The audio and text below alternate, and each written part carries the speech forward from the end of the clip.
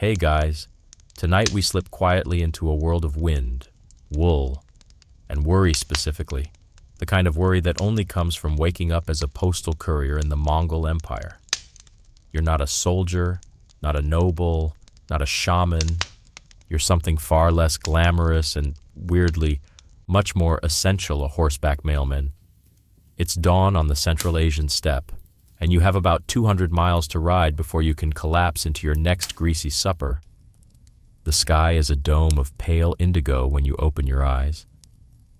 Your jur, essentially a felt-wrapped burrito for humans, is barely warmer inside than the frosty air outside. You groan, curl your toes under the blanket, and try to remember if your horse made it through the night without eating its reins again.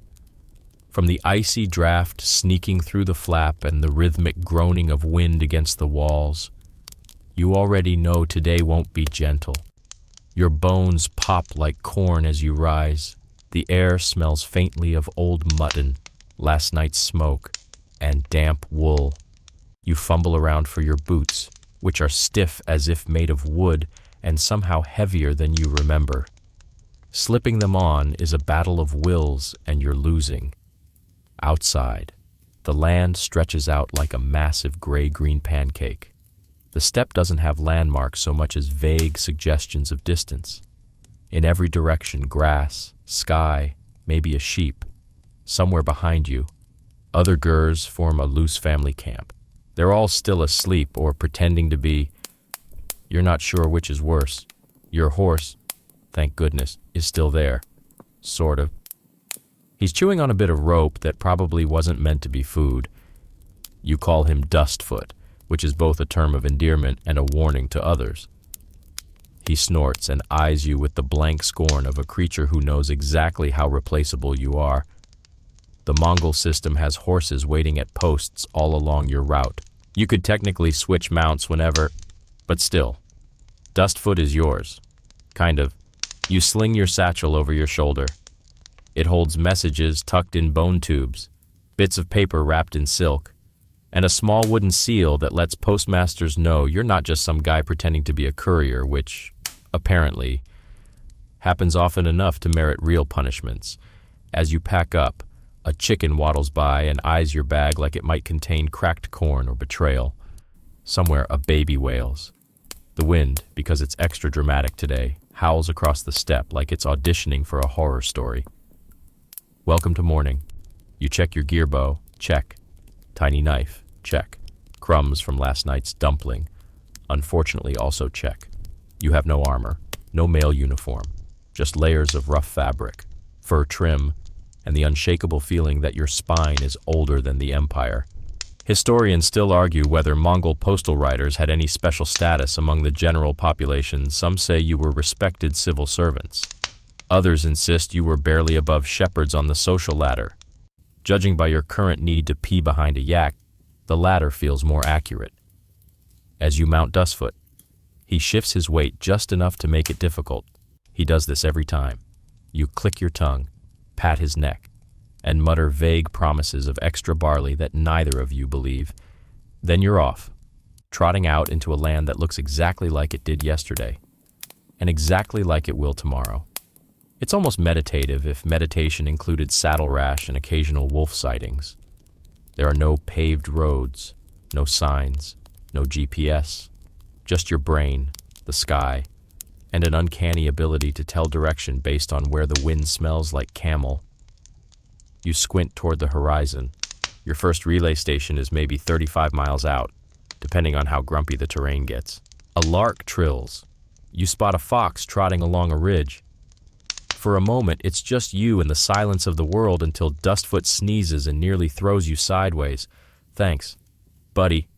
Your legs already ache, but you press on, because that's your job. To ride, to deliver, to vanish across an empire so vast it has time zones no one's bothered to name. The YAM system, they call it relay stations strung like beads from Korea to Hungary, set up by Genghis Khan himself, who figured out long before email that if you want an empire to function, you need a decent mail service. Priorities. Fun tidbit legend has it that Mongol messengers could ride over 200 miles in a single day using the relay system. That's faster than most medieval armies could retreat. And well, you're about to try, sort of.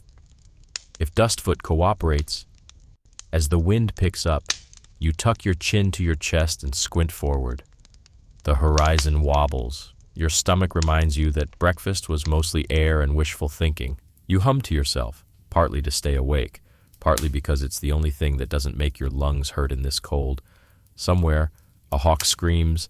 Somewhere else, a storm probably brews. You ride on anyway, boots creaking, satchel bouncing, heart thudding to the rhythm of hooves. This is your morning. It's not glamorous, it's not heroic, but it's history-long, dusty, and surprisingly efficient for a system powered by oatmeal and horse sweat. The air doesn't warm up, it just stops actively trying to kill you. That's the closest thing to morning comfort on the steppe. Your breath no longer comes out in visible clouds, and the frost has begun to flee from the corners of your saddle. Still, your hands are stiff, and your stomach makes its opinion known with a sound that could frighten small animals. So you reach for the only thing that qualifies as breakfast out here, a chunk of dried mutton that you suck on like a particularly gristly candy. It tastes like salt, hoof, and resignation. You chew, grimace, chew again. If you're lucky, someone at the next station might have dumplings or at least some hot brick tea. But for now, meat jerky and fermented mare's milk it is. Ah yes, the milk arag, as it's proudly called, a frothy, tangy, suspiciously effervescent beverage that's somewhere between yogurt and betrayal. You pull out a skin pouch, take a swig, and instantly regret it. It fizzes up your nose like a carbonated goat. Mongols believe it's good for strength, endurance, and digestive nightmares. You burp politely and try not to imagine what it's doing to your gut lining. Before hitting the open path again, you dismount to tighten Dustfoot's tack. The saddle's a bit loose, possibly from the way he kicked it this morning. You tug at the straps, which still smell faintly of the last courier's fear. Mongol saddles are wooden, narrow, and unforgiving. And think of them as the medieval version of airline seats, except with more splinters and less leg room. Your legs are already beginning to ache again. But there's no choice.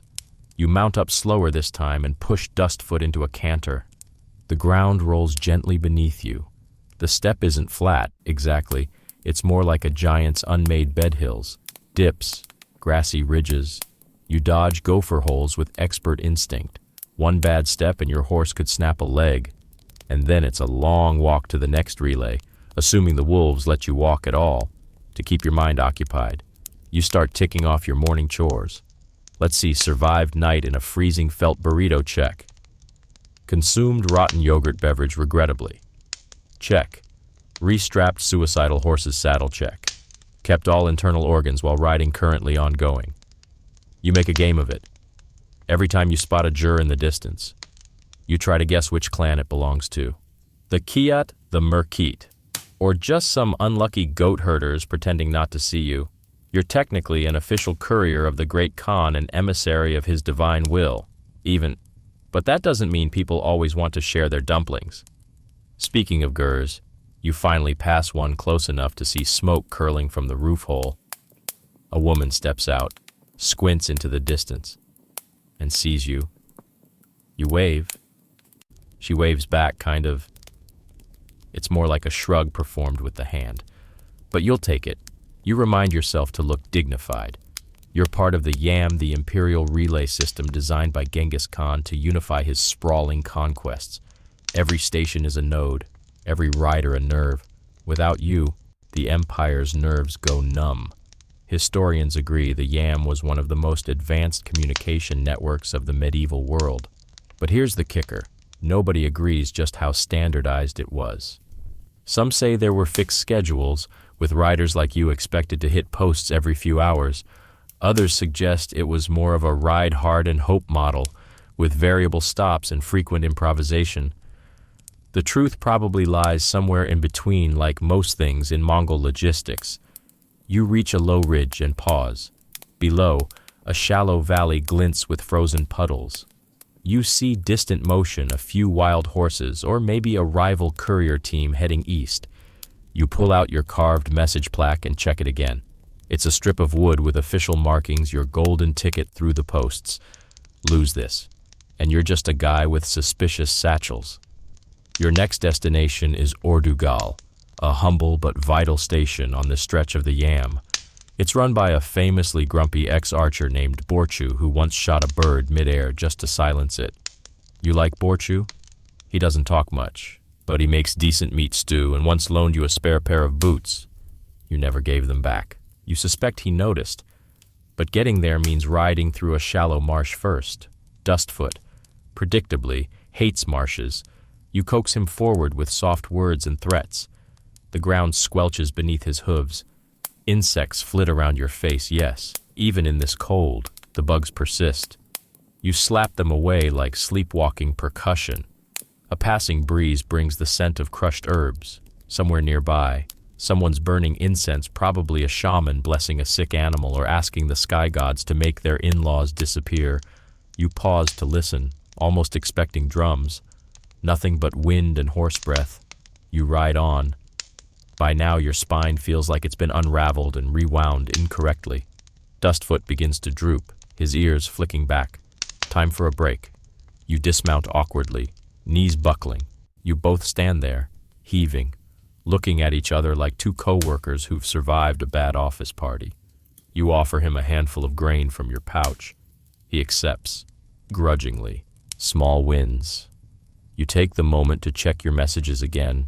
Most are wrapped scrolls sealed with wax, but one's a wooden tablet inscribed in Uyghur script. You can't read it, but you know it's important, probably military, possibly diplomatic. Definitely not your business. Still, you can't help but wonder. Could be orders for a war, could be a request for more yaks. The line between the two is sometimes thin, and then, just as you're settling in for a breath, Dustfoot jerks his head, ears alert. You look up. Something's coming fast. Dust. Hoofbeats. Another courier. A bandit. A very determined goat. You tighten your grip on the reins and prepare to ride. The dust cloud inches closer. Slow motion chaos against the backdrop of gently swaying grass. You squint, trying to gauge whether it's friend, foe, or feral livestock. Out here, all three look pretty similar until they're right on top of you, and sometimes even then. Dustfoot shifts beneath you, uneasy. You don't blame him. Last week, someone in your cohort mistook a bandit scout for a fellow yam rider and ended up mailing his own ear to the next post station. Allegedly, as the figure resolves in the distance, you catch the flicker of a travel plaque glinting in the light. You exhale. Another courier. She draws up beside you, her horse lathered in sweat, eyes wide with exhaustion. Her braid is tangled and her boots are soaked to mid-calf, but she gives you a lopsided grin. Horse died near Dalgun stream, she mutters, breathless. Had to borrow this one from a herder. It bites. You nod solemnly. Mine kicks. We should introduce them. She laughs, then winces and rubs her back. You both sit in silence for a few moments. Two weary ghosts in a sea of motionless green. Eventually, she digs in her satchel and tosses you a strip of dried pear. It's a little leathery, a little sweet. A small miracle in a world where miracles usually come boiled and floating in goat fat. Together, you ride on for a stretch, the company a relief even if you don't speak. You get used to silence in this job. The landscape is vast, but soundless. The kind of quiet that gets under your skin, pokes around, asks hard questions. Having another rider nearby takes the edge off. Briefly, you remember a rumor that some couriers went mad from the silence, talked to their horses like people, then married them. Historians still argue whether that last part is exaggerated folklore or the byproduct of too much fermented milk and not enough social boundaries. Eventually, she veers off toward her next station, shouting over her shoulder, "Don't trust the marsh past Ordugal, last guy got swallowed." Swallowed. Great. You wave. Then return to your rhythm 1, 2, 3, 4. Hooves in metronome precision. Body swaying in muscle memory. It's hypnotic. Occasionally, you slap your own cheek to stay awake. Once, a courier fell asleep in the saddle and rode 80 miles in the wrong direction. Another ended up in a lake. No one found the horse. The land begins to shift as the day wears on. The grass thickens, grows patchy in places. The horizon ripples with heat, yes. Even in this wind and distant ridgelines shimmer like they're unsure whether they exist. You pass a herd of shaggy sheep guarded by a boy with one boot and a look of cosmic indifference. He doesn't wave. By noon, the wind picks up again, this time carrying flecks of sand. It scratches your cheeks, gets into your eyes, your nose, your soul. You pull up your scarf and press onward. The sound of hooves fades into muffled drumming. The landscape tries to lull you into forgetting your destination. Good thing your bladder reminds you. You stop beneath a boulder that's shaped suspiciously like a sleeping bear. Dismount and take care of business. You don't dawdle. This area is home to marmots, and while they're mostly harmless, they make terrible watchmen. More than once. A rider's been ambushed while the marmots just sat there, blinking. As you mount up again, you notice a familiar marker ahead, 3 poles tied in a pyramid, with strips of colored cloth fluttering at the top. A waypoint. You're on track. Your stomach growls its approval. At last. The outline of the first relay station looms in the distance, a handful of structures huddled together like they're gossiping about the weather. Smoke coils from the chimney of a squat jur. A banner bearing the symbol of the yam flutters overhead, 2 stylized horses in a circle. You've made it to Ordugal. You approach with the casual dignity of someone pretending not to have just argued with their horse for the last 3 miles. A boy no older than 10 runs out to grab Dustfoot's reins. "You late," he says flatly. Borchu's grumpy. "When is he not?" you reply. Inside, Borchu waits with his usual charm, a scowl and a ladle of boiling stew. He hands it over wordlessly. You nod in gratitude and burn your tongue anyway, because dignity has limits.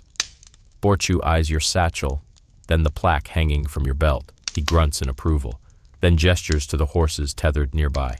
"Pick one, not that one." He bites. You sigh. They all bite. Some bite worse. You choose a wiry chestnut mare with suspiciously intelligent eyes. She snorts but doesn't immediately try to kill you. Promising. As you retighten your gear, you chat with Borchu about trail conditions.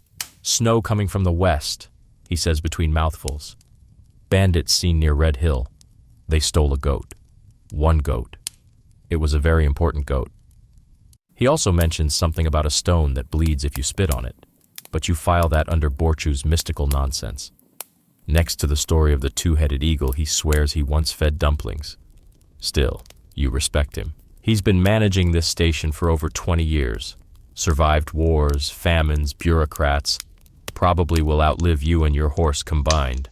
As you prepare to ride out again, you scratch behind Dustfoot's ears one last time. You won't see him again for a while, maybe ever. You don't get attached, but you do offer him a quiet goodbye and a muttered promise to request extra oats in your next report. You mount your new steed, who you've already named, maybe, based on the sheer uncertainty in her eyes, and turn toward the road. The steppe yawns open once more, a vast nothing stretching into everywhere. And you ride straight into it. Again. The horse you've borrowed. Maybe is already testing boundaries. She doesn't gallop so much as flounce, tossing her head like a noblewoman displeased with the soup. Her hooves hit the ground with audible judgment. You bounce along awkwardly, trying to settle into her rhythm, but it's like trying to dance with someone who keeps changing the beat. Still, you press on, leaving the comfort, if you can call it that, of Ordugal behind. Borchu's stew bubbles somewhere in your memory, and you wonder if your tongue will ever stop feeling like it's been sandpapered. Maybe that's what Mongol spice tastes like: regret. You settle into the long haul toward the next station. It's quieter now. Fewer jurs dot the landscape, and the wind whistles less cheerfully. The sun angles low across the grasslands, throwing long shadows that make the terrain look trickier than it is. Maybe sways under you like a ship on a bad sea. You begin to daydream, not on purpose. Mind you, it's just what happens when you've been staring at the same 4 shades of grass for 5 hours. You think about the meat dumplings you'll hopefully have tonight. You think about socks that don't itch. You think about a time imaginary. Obviously, when your thighs didn't feel like bruised turnips. Then, on the horizon movement, it's subtle, a thin streak of dust. A shape, maybe 2. You squint.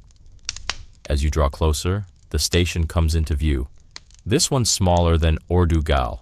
2 jurs, a stable, and a corral that looks like it was built by someone who got bored halfway through and decided fences were overrated. A few chickens patrol the perimeter like underpaid guards. You ride in, raising your hand to show your travel plaque. A stableman, old and bearded like a sack of bristles, emerges from the shadows. He looks you over with the same enthusiasm you might reserve for a wet sock. "Courier," he says. "No, I'm a lost shepherd," you reply dryly, tossing him the reins. He chuckles barely and gestures toward the central jur. Inside, it's cozy, if smoky. The air is thick with the scent of boiled lamb and old cheese. The woman running this station introduces herself as Tuya. She's got sharp eyes and quicker hands. As she pours you tea, she launches into a monologue that bounces between recent weather, an escaped goat, her daughter's new husband's soft hands, suspicious laugh, and the whereabouts of a stolen saddle. You nod, sip the tea, burn your lip again and try to follow. Eventually, she pulls up a cloth bundle from beneath a table. Messages came in from the north. You're carrying them forward. You open the bundle, a wax-sealed scroll, 3 bone tubes with rolled parchment, and curiously a flat package wrapped in silk. No markings, no sender. You raise an eyebrow. Tuya shrugs. Someone important. You don't ask questions. Courier rule number 1, carry what you're given. Don't peek unless it's literally on fire. You take the satchel to the stable and start checking over the next horse. This one's a solid gray with the attitude of a tree stump. Perfect. You're mid-saddle when the stableman sidles up. Heard there's trouble past the salt ridge, he mutters. Travelers robbed last week. Said the bandits wore hats. Hats, matching ones, red feathers. You blink. That sounds excessive. They're branding now, he adds with a shrug. You file that information away and ride out with a fresh horse, your satchel heavier than before. As you pass the chickens, one flaps indignantly in your direction, probably jealous. You pick up speed. The terrain here is rougher, less grass, more scrub and brittle rock. The wind comes in sideways, dragging dirt across your face. You pull your scarf higher and lean low, urging the horse onward. As you climb a gentle rise, you spot something ahead, another structure. Not a jur, not quite a fort either. It's a post tower. These are rare, tall markers along high traffic routes, built of stone and timber. They serve as resting points, signal towers, and lookout stations for the yam.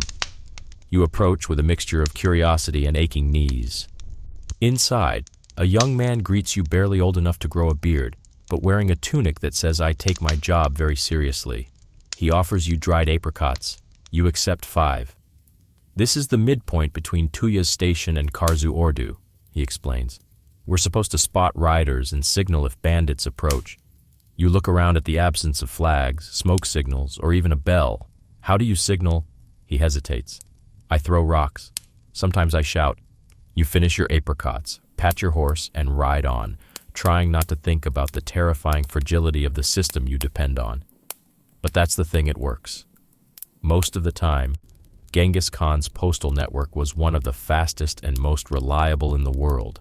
Stations spaced about 25-40 kilometers apart. Fresh horses, dedicated staff, and the yam plaque to smooth your way. It wasn't just about letters, it was power, presence, imperial coordination. A single rider could carry a war declaration across the empire faster than a noble could finish his morning tea. And yet, it's held together by hay, tired teenagers, and horses named Maybe. The sun is beginning to dip when you reach the next station, Karzu Ordu. You're greeted not by the postmaster, but by 2 elderly men playing dice in front of the jur. One of them waves lazily. You're the mail, I'm the regrets of the empire on horseback. You reply. They nod, seemingly satisfied. One hands you a boiled egg. You take it. Inside, the postmaster, a woman with one eye and the posture of someone who's never lost a staring contest, checks your plaque, then motions toward a bucket of milk tea. You politely sip, then cough politely into your sleeve. The night is approaching. You'll rest here a few hours before riding out under moonlight. They offer you a spot by the fire, and you take it, stretching out your back and massaging your calves like they're made of leather and poor decisions. A young girl sneaks in and whispers, "Are you the one with the silk bundle?" You pause. Yes. She stares at you for a beat, then runs off giggling. Helpful. You close your eyes for a moment, then jolt awake at the sound of distant thunder. Except there are no clouds. That's not thunder. That's hoofbeats. And they're not slowing down. The hoofbeats grow louder, faster, closer. You instinctively reach for your satchel, ensuring the messages are still inside. They are. The silk-wrapped bundle sits nestled between scrolls and carved bone tubes, humming with quiet importance. You don't know what it is. You don't want to know what it is. But you do know that it suddenly feels heavier than everything else combined. You dart out of the jur, ducking under the low lintel. Outside, the two dice-playing elders have vanished. The postmaster emerges behind you, one hand resting on the hilt of a dagger that seems to materialize out of her sleeve like bad news. From over the far ridge, 3 riders crest the hill. They're moving fast. Their horses kick up dust in wide arcs, and for a second you think maybe they're fellow couriers until you spot it. Red feathers, tied neatly to the left sides of their fur hats, just like the stableman at the last post said.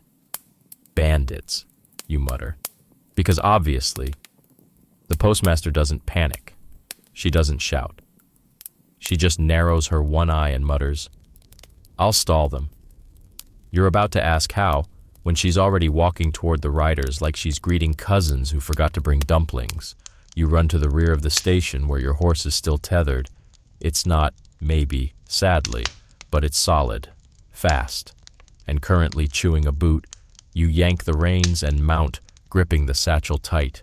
You take off just as the bandits reach the station. You hear voices behind you, a shout, a laugh, then the unmistakable twang of a bowstring. You duck instinctively and flatten to the saddle. An arrow whistles overhead, missing by enough to qualify as bad aim or maybe a warning. You don't stick around to find out. You spur the horse onward, wind howling past your ears, hooves thudding in a frantic rhythm. The steppe opens ahead of you again, vast and indifferent. A sea of grass and scattered boulders. You don't stop. Can't stop. Not now. Genghis Khan's entire yam system was built on speed and trust. Couriers were protected by law, respected more or less, and expected to carry crucial information across a continent with terrifying efficiency. That little wooden plaque you carry is supposed to be a shield granting you food, shelter, new horses, and immunity from harm. But no badge will save you from a bored group of feather-hatted highway critics. You race past an abandoned herder's pen and a half-burned watchtower. The wind carries the sound of the chase behind you, but slowly, blessedly, it fades. Eventually, your horse begins to slow, panting. You allow it. You need the break, too. Your mouth is dry, your muscles scream, and your brain feels like it's still at the dice table, trying to make sense of what just happened. You dismount and crouch behind a ridge of rocks. Hidden for now. You listen. Nothing but wind and the distant cry of a hawk. You pull out the silk bundle again. You don't open it. There are rules. And besides, curiosity is just a fancy word for bad idea. But you do turn it over in your hands. Feel the smooth weight of it. What kind of message needs silk wrapping, anonymity, and armed chasers? Historians still argue whether Mongol couriers carried political secrets, coded messages, or even magical charms blessed by imperial shamans. Some sources say the yam system was used to ferry religious relics and spells across the empire. Others say that's just bedtime fluff for kids raised on too many ghost stories. You don't know what's inside this package. but you do know people are willing to kill for it. Your horse snorts. Time to move. You ride more cautiously now, eyes scanning every ridge and hollow. You pass a field where an old ovu mound marks a sacred site, 3 rocks piled on top of a wooden pole, tied with blue and white ribbons. Travelers often leave offerings there, bits of food, coins, sometimes teeth. You dismount briefly to circle it clockwise 3 times, just in case. You're not superstitious, but also you're very superstitious. Back in the saddle, the landscape begins to change. Hills roll higher, more jagged. The wind cuts colder. You're moving into less traveled terrain. This stretch of the Yam isn't one of the main arteries, it's more like a capillary. An old route only used when discretion matters more than speed. And it shows.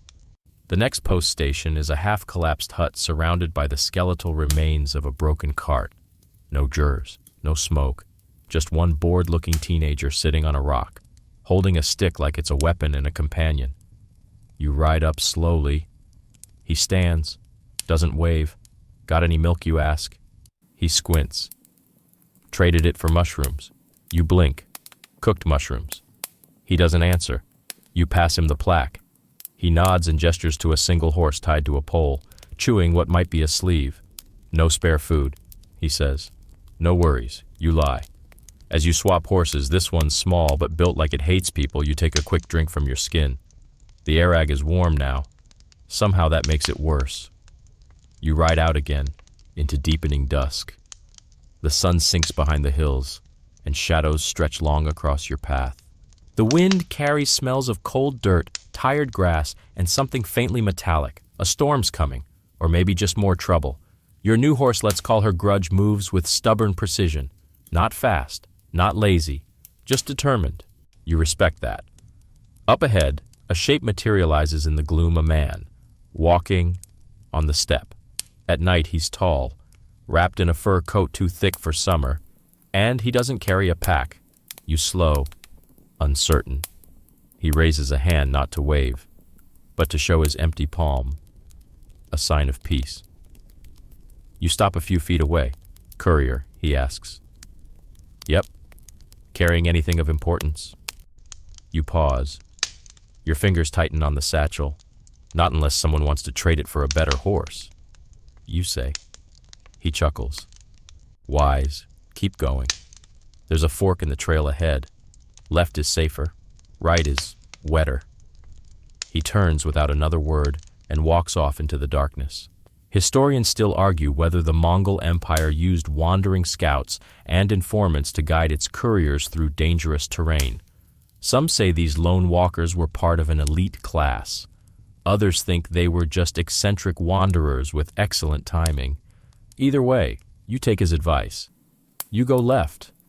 The left fork looks promising, which is to say, it hasn't swallowed any horses in the last 15 seconds. The trail tightens into a grassy corridor hemmed in by low hills, quiet and shadowed. Your horse, Grudge, picks her way carefully. You're grateful for that. You've had enough surprises today, and falling into a sinkhole sounds like an especially stupid way to end your career. The moon hangs low, a pale coin wedged into the sky. The wind dies down to a whisper, and you're left with only the rhythmic thunk of hooves and the occasional owl who sounds a bit too judgmental for your taste. Your satchel bumps against your side, a constant reminder you're still carrying the silk-wrapped bundle. The scrolls, too, of course, but they're the usual troop movements, grain reports, maybe a love letter disguised as tax instructions. This bundle, it's something else. Theories swirl. Poison dagger enchanted script. A list of every person who owes the Khan money. Historians still argue whether Mongol couriers were ever entrusted with direct diplomatic messages between rival factions, especially when the messages had to be passed quietly. Some think the Yam operated like a medieval CIA. Others insist it was just efficient bureaucracy and horse sweat. But then again, bureaucracies don't usually get chased by red-feathered hat gangs. You ride on, around midnight. Your body starts doing that fun thing where it forgets how sitting works. Your spine curls, then stiffens. Your thighs are already plotting revenge. You try singing to stay alert, Softly at first, then louder when your horse gives no indication that she cares. You pass another ovu, this one half collapsed. Ribbons faded to ghost gray. You toss a pebble onto the pile, not for luck, just to mark that you were here, still moving. At last, another relay station comes into view, a blur of two jurors and a crooked wooden fence guarded by something that may or may not be a yak. You approach slowly. A young woman emerges, wearing a fur cap far too big for her head. She yawns, waves, then turns and disappears back inside without a word. Efficient. You dismount and lead Grudge to the hitching post. As you tether her, someone clears their throat behind you. You turn to see an older man in a quilted tunic, holding a bowl of broth. He doesn't speak, just hands it to you and points at the juror. You take the bowl, nod in thanks, and duck inside. It's warm. Someone's burned juniper wood recently. The scent clings to everything. You sit and sip. The broth tastes like onions, fat, and someone's best attempt at hospitality. It's glorious. As you eat, a teenage boy enters and drops a sealed scroll in your lap. Transfer order, he mutters. You unroll it. It's marked with a regional seal, not from the capital, but one of the border territories. It's written in clear, elegant Eiger script to be delivered without delay to Lord Temur of the White Tents. No substitutions, no stops. You blink. The White Tents are no joke. That's the mobile court of the Khan's favored cousin. Rumors say he drinks fermented snow, owns 7 wives and 27 horses, none of which he rides, and once declared war on a constellation. You look at the scroll, then at the silk bundle. One of these is probably meant for him. Which one you're not told. You won't be told. That's the Yam way. You finish your broth, wipe your hands, and walk back out into the cold. A fresh horse is waiting coal-black, bright-eyed, already saddled. This one has the look of something recently possessed by a spirit or possibly just angry by default. You climb on, pat the neck, and whisper, "Try not to murder me before sunrise." It snorts. Good sign. You ride. The trail narrows again, hemmed by steep banks of loose rock. You shift your weight constantly, bracing with your legs, keeping your balance like a half-asleep acrobat. At one point, your horse stumbles. You nearly go flying, but you don't. You grip tighter, eyes scanning the dark. Something's out there, movement. A flicker. You pause atop a rise and listen. Wind, grass, nothing else. Then footsteps. Human, close. You slide off the horse, crouch low, and edge toward a cluster of rocks. You hear whispers, 2 voices, arguing. "I told you he'd take the left trail too soon. He's not carrying it yet." You freeze. They're talking about you. They're watching the routes. You inch back, careful not to make a sound. Once you reach your horse, you mount quietly and veer off the main path. There's a deer trail leading downhill, steep, rocky, but passable. You take it. Behind you, voices rise in frustration. One shouts. You don't wait to hear more. You ride hard, hooves slipping on loose stone. The wind roars back as if trying to cover your tracks. Your horse bounds forward with uncanny precision, clearing a ditch you didn't even see. You're bouncing, swerving, ducking under branches that whip your face like angry spirits. Then silence. You've made it to the riverbed. It's shallow now, a thin silver ribbon winding through muddy banks. You dismount and lead your horse through. Water sloshes up to your knees, icy enough to make your bones want to scream, but it masks your trail, washes away hoof prints. You reach the other side. Pause. Wait. Nothing follows. You mount again and head for higher ground. An hour later, soaked and shivering, you reach the next relay station. This one's built against a cliff, half stone, half turf. A torch flickers near the entrance. You knock. A man opens the door and blinks sleepily. "Yam courier," you say. "Need shelter and dry socks." He nods. Horse still alive. Then you're doing better than most. You hand him the plaque, and he waves you in. Inside, it's warmer, A woman hands you a coarse towel and a lump of sour cheese. You've never loved anything more. As you sit, thawing by the fire, you take out the silk bundle again. You place it on your lap. You stare at it. Whatever's inside, it's already changed your route, tested your luck, and left at least 2 red-feathered men extremely disappointed. You wonder, not for the first time, if you'll survive delivering it. You wonder, not for the last time, if it's worth it. You don't sleep long, maybe an hour, maybe 2, maybe. The fire crackles quietly, and somewhere in the darkness, someone is snoring with the intensity of a dying bear. Still, you wake up more tired than you went to sleep. Your damp clothes have mostly dried. Your cheese is mostly gone, and the silk bundle is still nestled in your lap, daring you to make it through another day. Outside, the sky is a hazy gray-purple, pre-dawn, that unsettling hour when even the sun seems unsure it wants to show up. You rise, stretch, regret stretching, and gear up. The station master, whose name turns out to be Tsengel, offers you a bowl of porridge thick enough to require a knife. You accept it with the reverence of someone who hasn't eaten anything soft in 3 days. There's an ovu up ahead, Tsengel says between slurps. Half-day's ride. Most couriers stop there. You nod, not because you're religious, but because when you've been chased by bandits and talked to moonlit strangers in fur coats, a little spiritual insurance seems smart. You mount your latest horse, a sleepy-looking roan who doesn't argue, doesn't judge. You name him maybe not today. The trail is narrower now, edged by low, jagged rocks that resemble teeth. The wind whistles through them like it's telling secrets. Somewhere in the distance, a vulture wheels in the sky, just in case you forget how mortal you are. After a few hours of riding, you spot at the ovu mound. It rises from the earth like an ancient blister. Rocks piled high, scraps of fabric tied to wooden poles. Some are blue, representing the sky. Others are red, white, or green. They flutter gently in the breeze, like forgotten prayers trying to escape. You dismount and approach. Tradition says you circle it 3 times clockwise. So you do. Your feet crunch over centuries of dust and bone, and you whisper something not really a prayer, more of a negotiation. Keep me alive 1 more day, maybe 2. No pressure.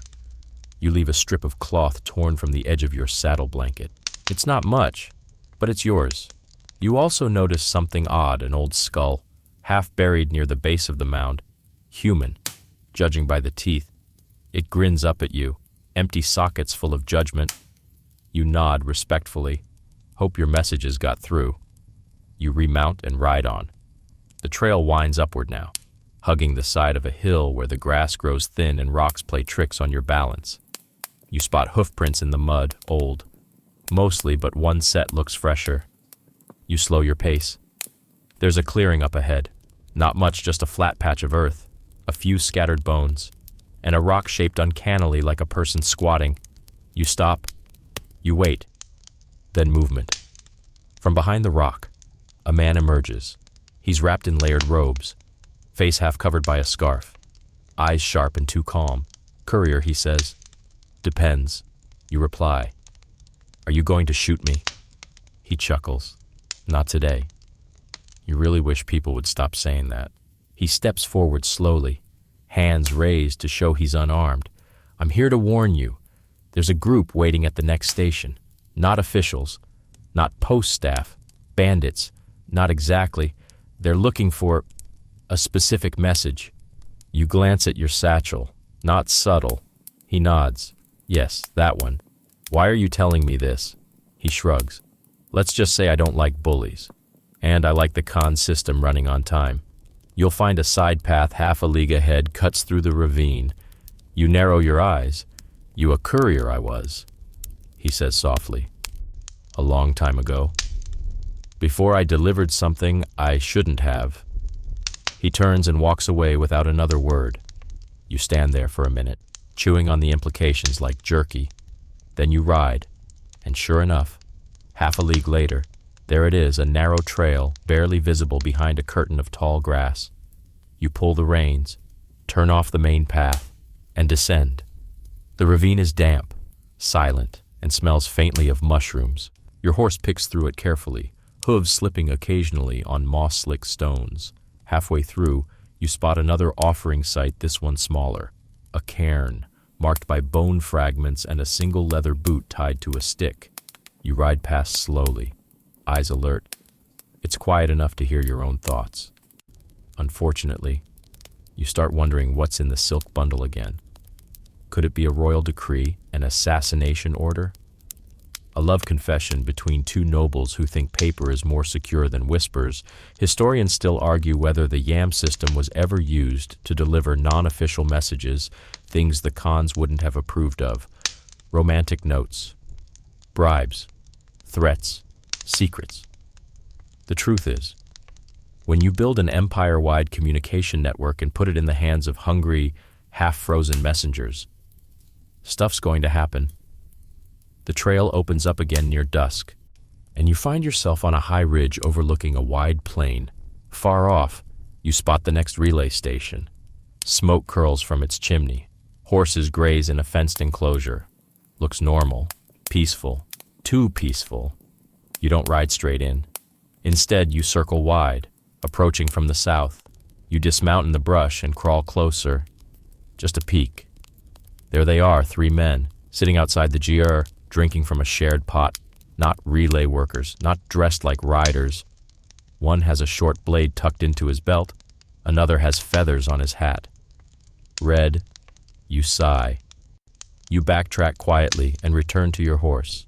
You'll skip this one. You still have water. You still have horse. You do not have the patience to be stabbed today. You ride past under cover of darkness, far enough not to be seen, close enough to hear their laughter echo across the steppe. You don't stop until the stars come out in full. You find a small hollow between hills and rest there. No fire, just a blanket, a rock for a pillow, and the silk bundle as your unwilling teddy bear. You lie awake a long time, staring at the sky. The stars feel bigger out here, hung lower, hung heavier. Somewhere out there is your destination, a noble's court, a royal tent, a fire you've never seen, and a face you're not allowed to know. And in your satchel, something that could change everything, or nothing. You wake to the sound of heavy breathing, not your own, not your horse's. Something else. You freeze. The breath is close, so close it fogs slightly in the early morning chill, and you can hear the moisture clicking in its throat. You roll silently, reaching for the small dagger hidden under your bedroll. Not ideal, but better than nothing. The breath snorts again. A hoof scrapes the dirt. You peer over the edge of your blanket. It's a horse, not yours. It's staring at you, wide-eyed, ears flicking back and forth like it's deciding whether to stomp your face or just judge you silently. Hello, you whisper.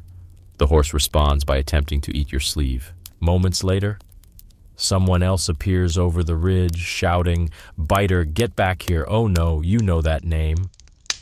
Moments after that, a young courier stumbles into view, panting, red-faced, and very much in the middle of an existential crisis. "I'm so sorry," he says. "He broke loose an hour ago, and I've been chasing him ever since."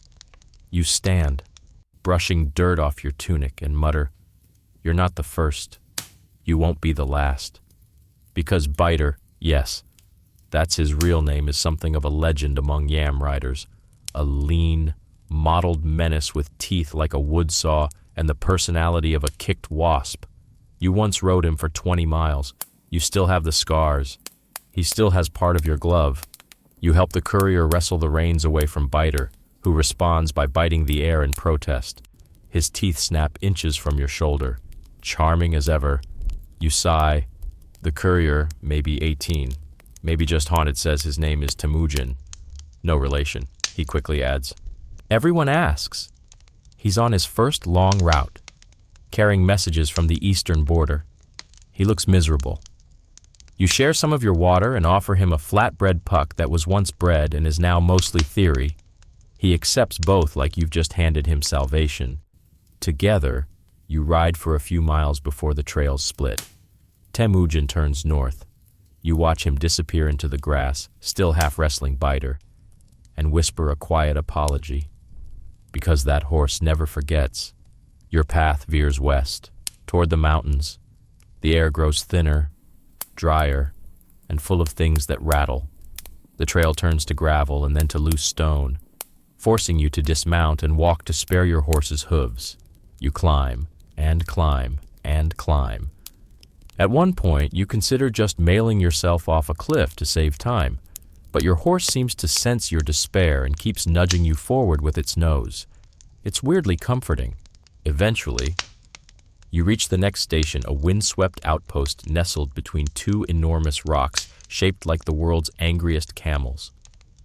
There's no fire, no welcoming scent of stew, just a single tent, a tethered pony, and a man sitting on a rock playing a two-stringed fiddle with unsettling grace. You clear your throat. He doesn't stop playing. You wave your plaque. Still no response. Finally, he stops mid-note and says, "You're late. You check the sun." By 15 minutes. Exactly. You wonder if it's worth the effort to argue with a man who wears 2 knives and no shoes. You decide it isn't. He gestures toward the tethered horse. "That one's yours. Be gentle." Why, she doesn't like humming. Humming and don't whistle. You nod slowly and approach the horse, who stares at you like she already regrets this partnership. Her name, according to the carved tag, is Cricket. Charming, you murmur. As you ride away, you instinctively start to hum a tune just a little until Cricket lets out a sound somewhere between a growl and an emotional breakdown. You stop humming. Immediately, you descend into a wide valley. The grass is shorter here, brittle. The wind cuts clean and sharp, like it's been honed on mountain stone. You squint at the horizon, watching for landmarks. When you spot a glint of something in the distance, metal. As you approach, it resolves into a military checkpoint, an impromptu camp of 4 soldiers, a canvas tent, and a very large pot of something that smells like boiled socks. They wave you down. You sigh and dismount. One of them steps forward, inspecting your travel plaque like it might be counterfeit. "Courier," he says. "No, you deadpan. Just out for a gallop with 30 imperial scrolls and no spare socks." He cracks a smile. The others chuckle. They ask to see your satchel, which is normal. They don't touch the messages. They don't touch the silk bundle, but they look at it for a long time. Too long. One of the younger guards leans close and whispers, "They say that's going to the white tents." You say nothing. "They say it's a name list," he continues, "of people who might disappear soon. Do they, or maybe it's the location of the emperor's tomb." He adds with a grin, "Or maybe it's a recipe for soup." You say, "Very exclusive soup." The older guard nods, impressed. "Well, be careful. You're not the only one looking for that package." You remount and ride off, heart heavier than before. This job was never about glory. You knew that. No parades, no songs, just cold feet, warm horses, and the slow ache of responsibility. But sometimes you wonder if carrying these messages makes you complicit in whatever comes next. As the sun dips toward the west, the land flattens into a soft, dry plain littered with stones. You spot another ovu in the distance, this one surrounded by ravens. You dismount, circle once, and leave behind a small carved token, a piece of an old message stick. You don't need it anymore. The ravens watch silently. You nod to them, just in case they're spirits in disguise. You wouldn't put it past the universe at this point. Cricket flicks her tail and snorts. You press on. Somewhere ahead, the next post awaits, and beyond that, the white tents, and whatever answers or questions your burden carries with it. You ride through the late afternoon light. crickets' hooves kicking up tiny clouds of dust that settle quickly in the dry valley air. The sun isn't quite setting yet, but the shadows are growing longer, stretching like curious fingers across the land. It's during this stretch of the route that your satchel starts to feel heavier, not physically, not really, just symbolically, emotionally, existentially. The silk bundle, still silent, still perfectly wrapped, rests against your side like a coiled question mark. To distract yourself, you do something dangerous. You start wondering what the other couriers are carrying. Your job today is to deliver royal messages, sealed scrolls, and mystery parcels wrapped in anxiety and silk. But somewhere else, maybe in Samarkand, maybe far west near the Caspian, someone like you is doing the same thing. Riding through a dust storm, trying not to fall asleep, delivering orders, stories, reports, gossip. Because the Yam doesn't just carry edicts and war plans. It carries everything. Messages in Mongolian, yes, but also in Uyghur script, Chinese characters, Arabic cursive, and once, very famously, a message entirely carved onto a piece of camel bone in Persian. No one ever translated that one. The receiver just nodded solemnly and handed the courier a chicken. Right now, you've got a scroll sealed with wax bearing a clan sigil you don't recognize. One with ribboned edges, delicate, fancy, probably diplomatic. One short, crude message carved onto what looks like driftwood. You're not supposed to read any of them. And you haven't, except for one, okay, half of one, last winter, during a blizzard at a collapsed post station. You unrolled a cracked parchment just to see if it was dry enough to use as kindling. It wasn't, but you saw 3 words scrawled in a child's handwriting. Please bring him back. You never told anyone. You carry that one in your mind now, alongside all the others. Alongside this silk bundle, too, although that one's starting to feel more like a secret than a message. Historians still argue whether all messages in the Yam were ever formally recorded or tracked. Some say the Khan's scribes kept full inventories at each station, tallying incoming and outgoing documents like accountants with quills. Others claim the records were deliberately minimal to ensure plausible deniability in case something inconvenient ever went missing, which, if you think about it, is basically a medieval version of oops. The email didn't send, a rock snaps beneath Cricket's hoof and jolts you back to the present. The trail's growing rough again, the land sloping into what looks like a dry riverbed. You dismount to lead her down safely. The wind here smells of minerals, like someone cracked the earth open just to air it out. Halfway across, you spot something. A leather scroll case caught between 2 stones, weather-worn. The seal snapped. You look around. Nothing. No horse. No tracks. Just emptiness and dust. You fish it out and open it carefully. The writing is faded, nearly erased by time and wind. You can make out only the first line to the governor of... And then it's gone. You tuck it into your pack. Someone might care. Someone might not. Either way, it shouldn't stay lost. Back in the saddle, you climb out of the ravine. The land flattens again into open steppe, golden under the setting sun. You spot a distant smudge of smoke faint, rising straight up, a signal of some kind. You follow it. A few miles later, you find the source. It's another Yam station, but this one's different. Older, smaller, built partially into a hill. You see a stable, a low doorway, and a rusted iron kettle steaming on an open fire. A dog sleeps beside it, tail twitching in a dream chase. A man sits on a stool nearby, long hair graying, bow across his knees. He doesn't move until you're close enough to smell the tea. Then he opens one eye and says, "About time." You raise an eyebrow. You expecting someone? He shrugs. Always. You dismount, stretch, and hand him the plaque. He glances at it, then nods toward the kettle. You help yourself to the tea. It's bitter, herbal, probably bark-based, definitely oversteeped, but it's hot, and that counts for everything right now. You sit. He watches you for a while. Then how far you going, white tents? He whistles. Big delivery. You glance at the silk bundle. Feels like it. He studies your face. You don't know what's inside, do you? No. Good. That means you'll live. You raise an eyebrow. He shrugs again. People who do know don't always make it to the tents. Cool. Super comforting. He gets up, checks your horse's hooves without being asked, and mutters something about flint rocks and bad shoeing. Then he returns to his stool and resumes his silence, like a monk waiting for a lightning bolt.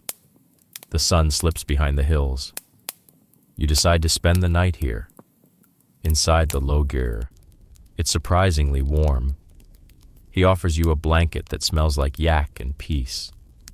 You take it gratefully.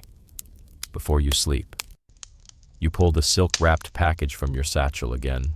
You hold it in your lap, turning it slowly, not unwrapping. Just wondering, is it a list, a threat, a gift? Is it meant to save someone or end them? Historians still argue whether yam couriers were ever used to decide history, whether what you carried could shift a throne, topple a governor, change a war, or whether you were just the glorified legs of someone else's decision. You lie back, the bundle still close, and stare at the ceiling. One more day, one more stretch of trail, then, finally, the white tents. Morning comes with a groan. Not from you, though that would be fair, but from the dog outside, who seems deeply offended by the sunrise. You stretch under the yak-scented blanket, joints cracking in rhythm like firewood in a stove. The jur is quiet except for the soft hiss of the tea kettle, still somehow going strong, as if it refuses to admit the night is over. You pack quickly, silk bundle, scrolls, plaque check, check, check. The older courier doesn't speak as you mount up. He just hands you a small pouch of dried plums and mutters, "You'll need something sweet when you get there." Cryptic, rude, helpful, peak courier behavior. You wave your thanks and ride out into a morning so cold it makes your teeth itch. The steppe unfolds again, wild and indifferent. The white tents lie somewhere ahead, still a day's ride. Maybe more if the terrain decides to be difficult. Your new horse, a quiet dapple gray with the build of a patient ox, plods forward at a pace that suggests he's already read the ending and didn't like it. You name him whatever. As you ride, you let your mind wander. Or rather, it wanders all by itself, like a dog on a leash that keeps slipping from your fingers. You think of all the messages you've carried over the years. Some were routine, reports, tax summaries, a noble's request for extra butter.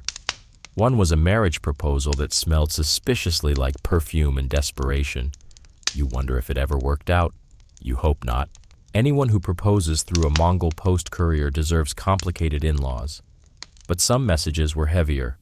Orders that sparked battles, decrees that exiled families, instructions that no one should have seen. And now this, the silk bundle. You haven't touched it. You haven't peeked, but you know it matters. You can feel it in your bones, same way you can feel a storm before it comes. It hums with purpose, with consequence. You think back to what that young soldier said at the military checkpoint. They say it's a name list. What if it is? What if you're carrying someone's last chance, or final nail? Historians still argue whether the Mongol imperial court used hidden documents to purge dissenters, sometimes under the guise of administrative realignment. A few rare records describe black scrolls sent to remote regions, after which certain governors were never heard from again. Coincidence, paperwork, justice, no one agrees. No one. What if this is one of those scrolls? You glance at the horizon, just grass and sky. No answers there. Your route veers into hill country again, the path narrowing between rises. You pause near a patch of thorny shrubs to water the horse and stretch your legs. As you lean down to refill your water skin, you hear something, laughter. You freeze. It's close, too close. You scan the ridge above, then you see them. 3 figures, crouched low behind rocks. They've spotted you. One stands, red feather. You sigh. Of course. You leap onto whatever's back and kick hard. The horse lurches forward like he's just remembered he's not a tree. You gallop down the hill, thorns scraping past, dirt flying, arrows whistle. One thunks into a shrub beside you, another grazes your saddlebag. You don't look back, not this time. The horse runs like he's fleeing taxes, and you lean low, urging him on.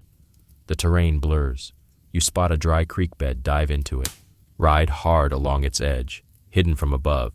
Eventually, silence returns. Just your breath. Your horse is panting.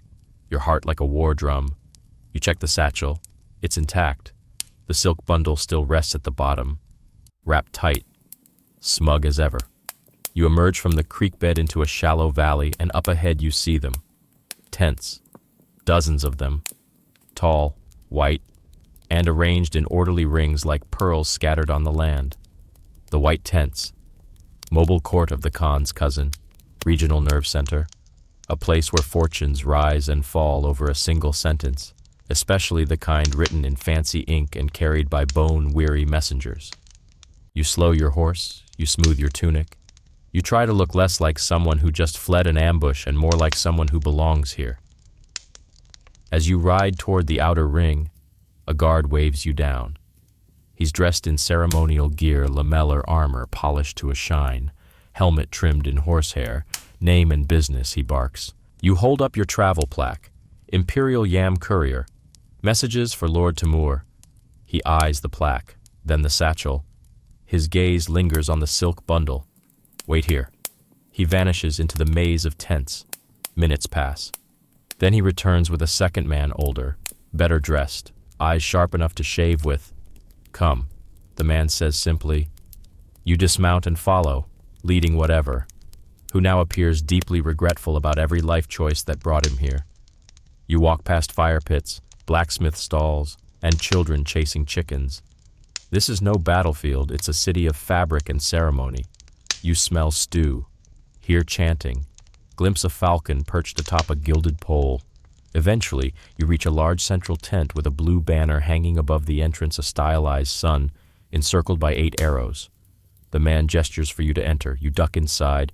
The air inside is warm, spiced, thick with incense, silk drapes, cushions, scroll racks. And in the center, seated on a low dais, is Lord Timur. He's younger than you expected, barely 30, clean-shaven, sharp-featured, eyes like glass cooled too fast. He waves a hand. You step forward, you kneel, you present the satchel. He accepts it, unrolls a scroll, then another. Finally, he lifts the silk bundle. Everyone in the tent goes still. Timur unwraps it with slow precision. Inside is a single sheet of parchment, bordered in gold thread. He reads. His jaw tightens. He folds the parchment, looks at you. You rode far. You nod. You saw things. You nod again. He holds your gaze. Then good. Now forget them. He snaps his fingers. An attendant brings a small pouch and places it in your hand. Silver. More than you've seen in a season. You bow. Back out of the tent. Step into sunlight. The job's done. The message is delivered. And you, just a rider, have no idea what you just helped set in motion. You step back out into the harsh daylight, blinking as your eyes adjust. The silver pouch in your hand feels absurdly heavy, not in weight, but in what it represents. You don't look inside. You won't. Not here. A lesser courier might celebrate, might strut through the tent city like some kind of saddle-soaked hero. But you find the first water trough you see and dunk your entire face into it. That's more your speed. You hold your breath beneath the surface, letting the chill numb your thoughts. You wish it could also numb the feeling curling in your chest, the itch of unasked questions, the vague, terrible knowing that something happened in that tent, something bigger than a message, something irreversible. But you're not allowed to know, and if you did know, you might not be alive to wonder. You splash your face once more, then rise, wiping your hands on your trousers and startling a nearby chicken who was minding its own business. You find a quiet corner near the supply tents and sit down, back against a stack of cured hides, the dust of your journey still clinging to your every joint. This is what they don't tell you about being a courier. It's not the distance. It's not the saddle sores, it's what the silence afterward does to you. And while you try to sit still, the city buzzes around you. Couriers come and go. Horses whinny. Mongol nobles argue over tent placement. A man in brilliant blue robes shouts something about fermented radishes being undermined by saboteurs. You stare into the middle distance and chew on a strip of dried pear someone left in a bowl nearby. It's good. Simple. You like that. You glance around. Everyone's moving. Everyone has a job. You realize you don't. Your route's complete. You've delivered the message. You are, for the first time in days, weeks, depending on how you count officially, off duty. And that's terrifying.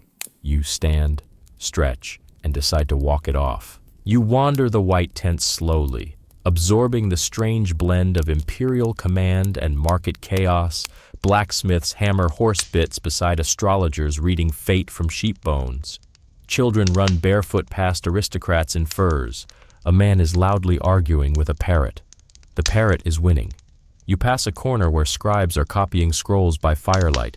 Stacks of documents, brushes dipped in ink, soft mutters as pages are double-checked. Some scrolls are orders. Others are punishments. Still others are the bureaucratic dreams of a tax clerk with ambition and too much ink. Historians still argue whether these tent cities had real political authority or simply served as mobile stages for ceremonial performance. Some claim that Khan's extended family used them to manage satellite territories. Others think they were glorified camping trips with exceptionally tense family dinners. You keep walking until you see something that stops you. A flag, blue silk, trimmed with white. Marked with a single symbol, the Yam courier's sigil, it flaps lazily above a small corner tent. You enter. Inside maps, logs, saddlebags. A woman with sleeves rolled up to her elbows and a feather pen tucked behind her ear. Name, she asks, not looking up. You give it. She checks a scroll, nods. You're marked as complete. Any new orders? She peers at you. Already you shrug. Hard to nap when your horse looks like it wants revenge. She smiles faintly and gestures to a bench. Sit, eat, rest. You'll be reassigned in a day or two. You sit. She hands you a bowl of broth and a small packet wrapped in string. You unwrap it. Inside are 3 thin scrolls and a carved wooden marker. Your next route. All ready. Your eyes drift to the top scroll. One name stands out. You recognize it. A general. Famous. Ruthless. Alive for now. You wrap it back up without reading more. You've done this long enough to recognize the shape of a story forming, a thread pulling taut. You're part of something, not because you're important, because you're useful. The Yam courier is a living wire, touching every corner of this empire, carrying orders, rumors, truths, sparking war, smoothing trade, delivering weddings, destroying families. And now you carry the thread of one man's future, maybe survival, maybe not, but not today. Today, you sit. You lean your head back, close your eyes. Outside, the tent city rolls on smoke rising, fires crackling, horses grumbling, decisions being made that you'll never understand. You'll be back in the saddle soon. You'll ride again, through storm and sun, carrying the next sealed truth across this impossible land. But for now, you sleep. You wake to the unmistakable scent of boiled fat and wood smoke. Comforting, in the way that only food you didn't have to cook yourself can be. The light in the tent has shifted a warm, golden wash that suggests late afternoon or very early guilt. Someone's left a bowl of soup next to your cot. Goat and root vegetables. Probably. It smells like the kind of thing that will haunt your breath for a week and fill your soul for half a day. You eat every drop. Outside the courier tent, the air has cooled. The sky is beginning to bruise at the edges, purple seeping into the horizon like spilled ink. You stretch, wince, stretch again, and tell your spine it doesn't get to complain when you've fed it soup. You check in with the tent officer again, but she just waves you off. No assignments until morning, she says. Unless you want to handle complaints from the horse quarter, you do not. So you wander. At night, the white tents glow. Fires crackle. Silhouettes pass across cloth walls. The smell of roasting meat and fermented mare's milk weaves through the camp. Music floats on the breeze. Someone's plucking a morin cour, the horsehead fiddle, its wailing notes stretching and sighing like old dreams. You pass a gathering around a fire, drawn in by laughter, couriers, nobles, and staff sitting shoulder to shoulder, bowls in hand. Someone is telling a story about a rider who lost a royal letter and tried to fake it by forging the seal with chewed-up breadcrumbs. He fooled them for 3 days, the storyteller cackles, until a goat ate it. Laughter. You sit nearby and offer a tired nod. The woman next to you leans in. You just arrived. Delivered to Lord Timur, you reply. She raises her brows. Silk bundle. You pause, then nod once. Careful, she says, sipping her drink. Silk means secrets. Secrets mean trouble. You offer a thin smile. Too late for careful. You trade stories for a while. Most are half-true at best. One courier claims he once delivered a love letter from a concubine to a Buddhist monk, only to find the monk had already sent one back via eagle. Another says she rode so hard her horse lost 2 shoes and still beat the message from a rival team. But then the tone shifts. Someone asks, "What happened to Gendon silence?" You glance around. Another voice says quietly, "Last I heard, he rode east, imperial seal, no return." The woman beside you mutters, "That was a black scroll." Everyone falls quiet. You sip your drink, something milky and vaguely sour. The kind of beverage that tastes like it's working through an identity crisis. You're not sure if it's alcoholic or just confused. Someone clears their throat. "Well," he says, "what's heavier than a black scroll?" Someone else answers, carrying the one after, nods all around. Historians still argue whether the Yam operated on a no-questions protocol or simply relied on the fact that no courier wanted to know what got the last guy killed. There are records of riders refusing to complete deliveries, though they often vanish from the ledgers soon after. One entry just says reassigned, permanently. You stay at the fire a little longer, letting the warmth soak into your legs, letting the laughter restart, letting the weight of what you're not saying settle like smoke in your lungs. Eventually, someone nudges your shoulder. Trip riders leave in the morning, they say. First light. You nod, back at the courier tent. You settle onto your cot again. You try not to think about the scrolls packed in the tent around you, the secrets wrapped in cloth, the truths that end dynasties. You try, but sleep doesn't come easy. Instead, you lie there thinking about mushrooms. More specifically, a story you heard 2 stations ago. It was late. You were around another fire, at another post, in another nowhere. The postmaster had a theory. Said the old courier Gendon wasn't killed by assassins or executed for losing a scroll. Said he ate the wrong mushrooms. He'd foraged them himself, boiled them, claimed they'd help him see the truth of the road. He was found the next day talking to a pile of firewood and asking it for directions. You wonder, in a detached, sleepy way, if he was wrong. Maybe the road does talk back. Maybe the scrolls whisper when no one's listening. Maybe even a firewood stack gets lonely. The white tents murmur around you, snatches of song, soft footsteps, the clink of metal. Above, the stars bloom again, cold and bright and suspiciously well organized. You curl into your blanket, the scent of goat still clinging to your sleeves. And finally, you sleep. You rise before the sun because the sun, unlike your fellow couriers, doesn't carry scrolls or saddle sores, and therefore gets to sleep in. The air is sharp and still. You pack quickly, moving through the half-light like a ghost with deadlines. Your boots feel heavier than usual. Your satchel already slung and taut with new messages. 3 scrolls, a carved plaque, and just your luck, another sealed bundle. This one marked with red thread. Wonderful. Red thread usually means political or military, Or someone in a very expensive tent wants someone else to do something they'll later deny asking for. It's the postal equivalent of, don't ask, just run. You secure the bundle carefully, mount whatever who has somehow become your reluctant steed again and trot out from the white tents, slipping past guards and early rising cooks whose cauldrons already reek of ambition and onions. The steppe welcomes you back with its usual gift wind, not a breeze, not a gentle nudge, a full slap in the face with icy fingers, whatever grunts like a tired uncle and moves forward anyway. You don't speak. You've both done this enough times.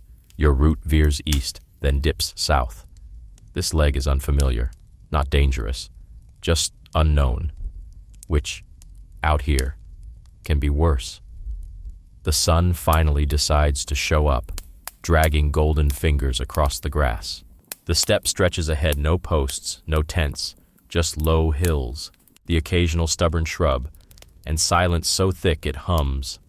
A few hours in, you spot a herder's camp in the distance. 3 jurs, some goats, a smoke trail. You veer toward it officially to check the path. Unofficially, you're hoping for tea. As you approach, a dog announces your arrival with the kind of enthusiasm usually reserved for announcing a meteor strike. A young woman steps from the nearest jeer, shielding her eyes. "You're male," she says flatly. You nod. She gestures to a wooden post by her door. Tied to it a scroll. "Mother wants this sent to her sister." She says, "Don't open it. It's about dumplings, not drama." You tuck the scroll into your bag. It's always about drama. She snorts and hands you a cup of tea. It's sweet and smoky, with a hint of something spicy you can't identify. "You heading toward the cliff?" she asks. "Eventually. Watch the left trail. Foxes with no fear." "Stole my cousin's pants." You stare at her. "He left them drying," she adds. Still, pants. You finish your tea, promise nothing, and ride out. Later. When you reach the cliffs, you do, in fact, spot a fox. It stares at you with zero respect. You clutch your satchel a little tighter. The terrain shifts again, rockier now. The wind comes in sideways, and your cloak snaps like it's trying to abandon you. You urge whatever forward, hooves scraping over flint and gravel. By late afternoon, you spot smoke in the distance. Not a fire. A station. You approach cautiously, heart lifting slightly. This one's small, 1 jur, a horse pen, and a weather-beaten flag fluttering like it barely remembers what it's advertising. You dismount and call out. No answer. You circle the tent. Still nothing. Then you hear it a clink from inside. You duck through the flap. Inside chaos. Scrolls scattered.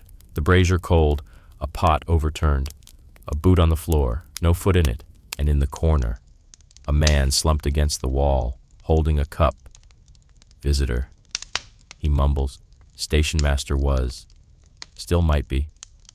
Hard to say. He's drunk. You scan the mess. The satchel on the floor is marked with a courier sigil. Half the scrolls are still sealed. One is broken open and half burned. What happened? Message came. He slurs. Big seal. Red silk. Said to stop sending reports. Said someone would come. He points at the door. No one came. Except you. Hi. You sit him upright. Check for wounds. Nothing serious, just loss of hope. Possibly liver damage. You glance at the broken scroll. The contents are simple troop positions. Supply counts, names, and someone clearly didn't want them delivered.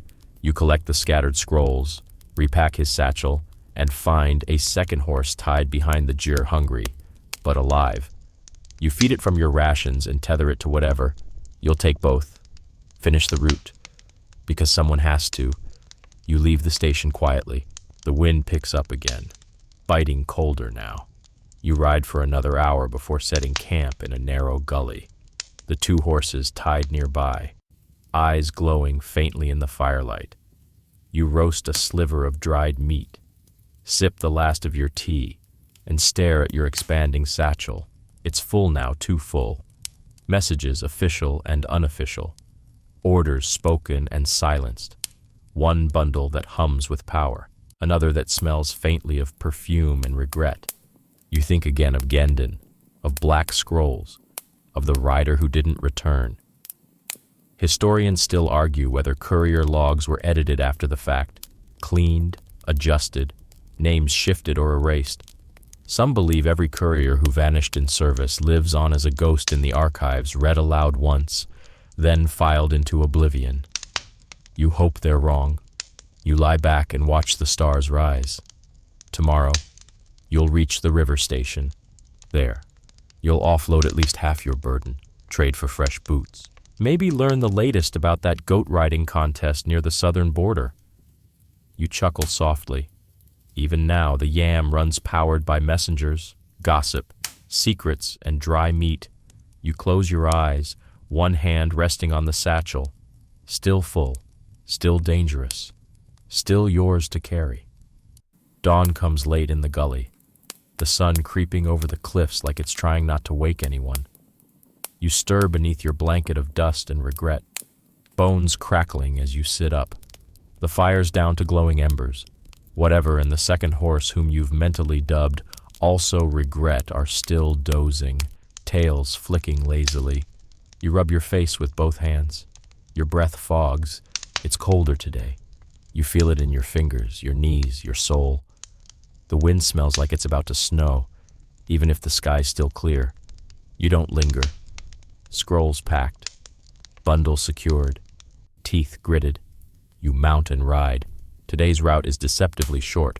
Just a few dozen kilometers to the river station, where the Yam Trail branches into 4 directions: north toward the mountains, south toward the trade routes, east to the white tents, and west to the frontier outposts. You're taking the western leg. You're not told why, but you know enough to guess. The western frontier is chaos wrapped in wind, half-ruined forts, roving militias, nobles who've decided they're more independent than imperial. Messages sent there tend to be sharp, urgent, and tied up with red thread like the bundle currently bouncing at your hip. The ride to the river is uneventful at first. Flatland again. Though the grass grows shorter here, you see fewer gurs, fewer people.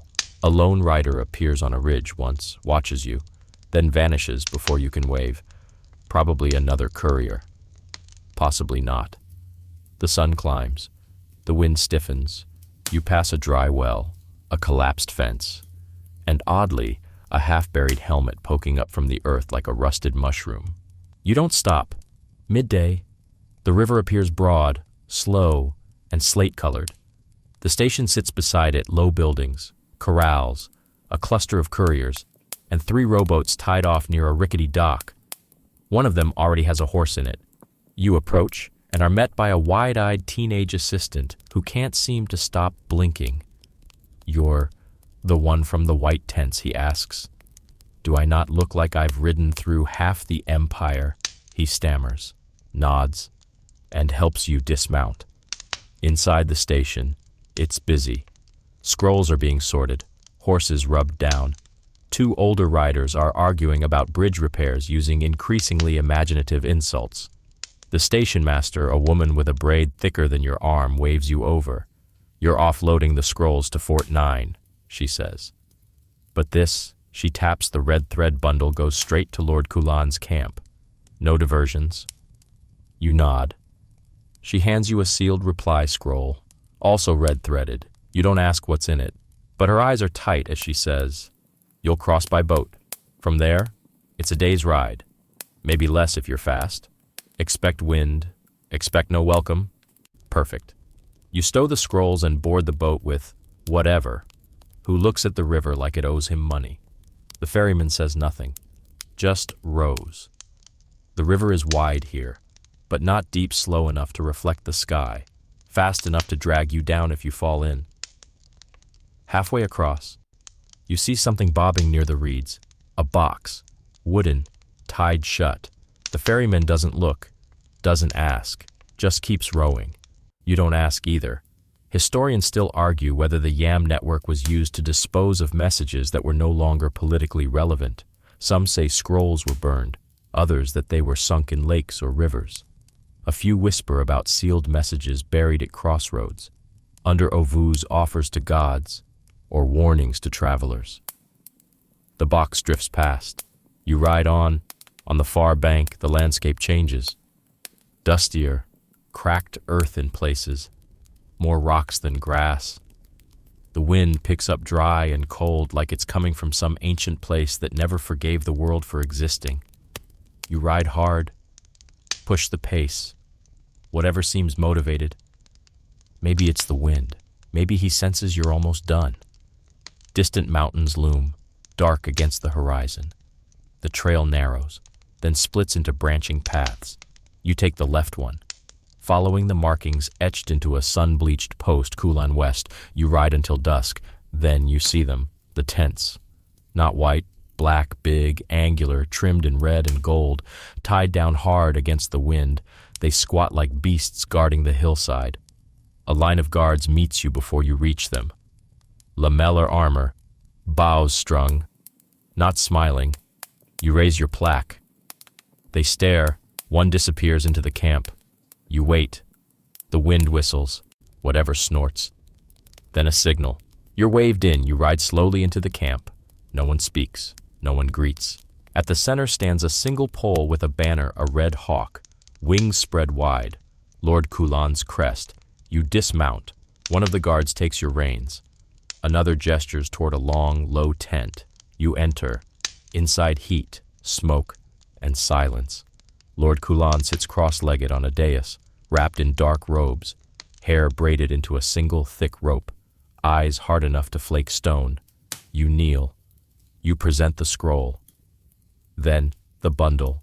He takes them, breaks the seal, reads, and for the first time all day, something changes. His lips curl, not into a smile. Something smaller, more dangerous. He waves a hand. You're dismissed. You leave the tent as the sun kisses the horizon, setting the steppe on fire.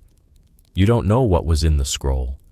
You don't know what Lord Kulan will do, but you delivered it. You did your job. Outside, whatever waits. Patient, dusty, unbothered. You pat his neck and whisper, "One more night." He nods, or maybe just breathes. You tether him near the guest fire and settle on a mat offered by a soldier who doesn't speak. You eat. You drink. You lie back and stare at a sky littered with stars like scattered scrolls, and you wait. Tomorrow, you'll ride home, or somewhere like it. Morning in Lord Kulan's camp is not like morning elsewhere. There's no soft glow of dawn easing over the steppe. No gentle whinnying of horses greeting the day. Here, the wind screams like a warning, and the guards are already sharpening blades before you've even finished blinking the sleep out of your eyes. You rise slowly, aware of how much of your body hurts and how little of your spirit wants to move. But you move anyway. You find whatever saddled and ready someone took the liberty. He gives you a look that says, "I told you this job was nonsense," then politely nudges your hip like he's ready to go anyway. You mount up, ride past the curt nods of silent guards, and leave the camp without ceremony. No thanks. No pay. No tea. Just the honor of having delivered a message you'll never understand, to a man you hope you never meet again. You ride east now, back the way you came, retracing trails that are already being dusted over by the wind. The steppe erases your tracks with practiced ease, as if you were never here. As if your horse never existed. As if the scroll you carried didn't just change something that can't be unchanged. The landscape feels different now. The same hills, same boulders, but a little more shadowed, a little more watched. Still, you press on, a few hours into the ride. You reach the river again. You cross at a shallow bend this time, alone. The ferrymen nowhere in sight. You and whatever wade through slowly, hooves churning up the silt, water dark and cold against your boots. On the far bank, you rest for just a moment. There's no message to carry now. No bundle, no deadline. You should feel lighter, but you don't, because you've been doing this long enough to know the real weight isn't in your satchel. It's in what you now know, or rather, what you suspect. that something was decided back there, in a tent full of smoke and teeth, and your delivery was the final nudge. You continue on to the river station. The same woman with the braid is there, handing out assignments with one hand and chewing dried meat with the other. She sees you. No return message. You say, "She doesn't blink. Didn't expect one." She tosses you a packet, 3 new scrolls, standard fare, grain inventory, troop movements, a note about a missing falcon. "South route," she says. "Easy ride." You nod. You don't even look inside the scrolls. It doesn't matter. You'll deliver them anyway, because that's what you do. You ride out again, taking the southern trail this time. The sun rides high now, glinting off the distant hills. The air is drier, warmer. The wind no longer howls. It just whispers. You start to hum. Just a little tune, something from a story your grandmother told, about a fox who tricked a thunder god into giving up his boots. You don't remember the ending. You just remember the song. Whatever doesn't protest, he's too tired to care. You pass an ovu and circle it once out of habit. No offering today unless you count the layer of dust on your coat and the calluses splitting on your hands. By evening, you spot another courier. A woman riding hard from the south, her horse soaked and eyes wild. You slow to let her pass. She nods once, her mouth too dry for words. You watch her fade into the dusk behind you, her satchel bouncing like a heartbeat. Another message, another thread. You press on. That night, you stop at a lonely post station, just one old man, 2 goats, and a pot of something suspicious. You eat, you sleep, you don't dream. By now, the routine is muscle deep. Ride, deliver, ride, repeat. You wonder sometimes if your name is written down anywhere, in some ledger, some royal record. If someone in a silk robe and soft boots has ever said, "Ah yes, that courier, dependable," probably not. But when the winds shift across the empire, when power changes hands and borders redraw themselves like spilled ink, you'll know, because you felt it, because you were there, because you carried it. Not the scroll itself, but the moment, the decision, the whisper that came wrapped in silk. You roll over in your blanket and stare at the fading firelight.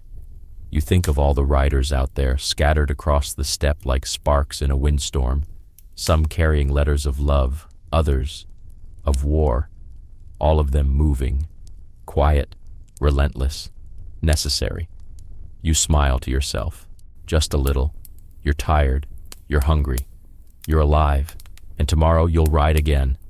And now, as your horse settles into sleep nearby, and the fire burns down to quiet red whispers, the world around you softens. The wind, once biting and sharp, now hums like an old lullaby, brushing gently over the grass, curling into the folds of your coat, tugging at your eyelashes like a mother calling you home. The steppe stretches out in every direction, endless and empty and full, above you. The stars blink slowly awake, scattered like messages across the sky, some bright, some flickering, all too far to touch. You lie there beneath them, a single breath in a land older than memory, older than maps. Your muscles relax, your heartbeat slows. The saddle soreness fades into the earth beneath you. You made the journey. You bore the burden. You handed it off with steady hands and didn't ask what came next. That's enough for today. Let the scrolls be someone else's worry now. Let the empire twist and turn in its mighty sleep. Let the tent poles rattle and the morning come when it chooses. Right now, in this moment, you are still. Still as the stone markers on the trail. Still as the moon reflected in a quiet stream.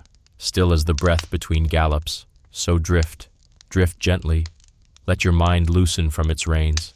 Let the trail stretch behind you, disappearing into comfort. Let your name fade from the ledger for a little while. Because tonight, dear courier, you've done enough. Sleep now. Sleep.